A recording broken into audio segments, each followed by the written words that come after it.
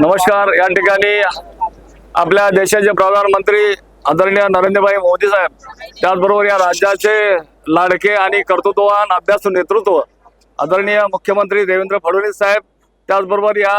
राज्याचे भारतीय जनता पार्टीचे प्रदेश अध्यक्ष आदरणीय रवींद्र चव्हाण साहेब, त्याचबरोबर आमच्या या ठाणे जिल्ह्याचे आणि आमचे सर्वांचे गॉडफादर आणि पालघर जिल्ह्याचे पालकमंत्री आणि राज्याचे वनमंत्री आदरणीय गणेशजी नाईक साहेब यांच्या नेतृत्वाखाली, त्याचबरोबर या ठिकाणी माजी खासदार आदरणीय संजूजी नाईक साहेब, त्याचबरोबर या ठिकाणी ऐरोलीचे प्रथम आमदार आदरणीय संदीपजी नाईक साहेब आणि या ठिकाणी आमचे युवा नेतृत्व, युवा महापौर आदरणीय सागरजी नाईक साहेब यांच्या संकल्पनेतून या ठिकाणी खऱ्या अर्थाने भारतीय जनता पार्टीच्या वतीने आज या ठिकाणी प्रभाग क्रमांक 5च्या 4 उमेदवारांचा अर्ज आज या ठिकाणी भारतीय जनता पार्टीच्या वतीने भरण्यात येणार आहे। प्रभाग क्रमांक 5 मध्ये मी स्वतः आहे, त्याचबरोबर प्रभाग क्रमांक 5 अ मध्ये रेश्माताई मडवी आहेत, त्याचबरोबर प्रभाग क्रमांक 5 मध्ये ब मध्ये आमच्या केनीताई आहेत, त्याचबरोबर प्रभाग क्रमांक 5 मध्ये क मध्ये श्रेया जिरगेताई आहेत आणि मी स्वतः ड मध्ये प्रभाग क्रमांक 5 मध्ये आहे। या ठिकाणी खऱ्या अर्थाने या ऐरोलीमध्ये समाजसेवक, ज्येष्ठ समाजसेवक आमचे परम मित्र, त्याचबरोबर या ठिकाणी या तालुक्याचे भारतीय जनता पार्टीचे अध्यक्ष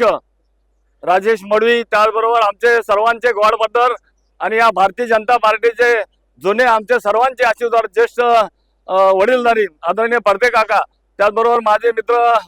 उद्योगपती बंडू केनी दादा, त्याचबरोबर या ठिकाणी सुधीरजी जिरगे आमचे माझे सर्व या ठिकाणी जी.एस. पाटील आमचे सर्वांचे ज्येष्ठ सहकारी आणि मार्गदर्शक आहेत।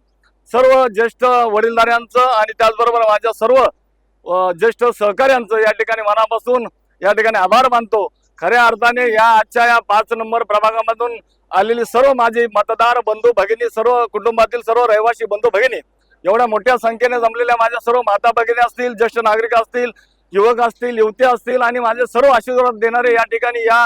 4ही उमेदवाराला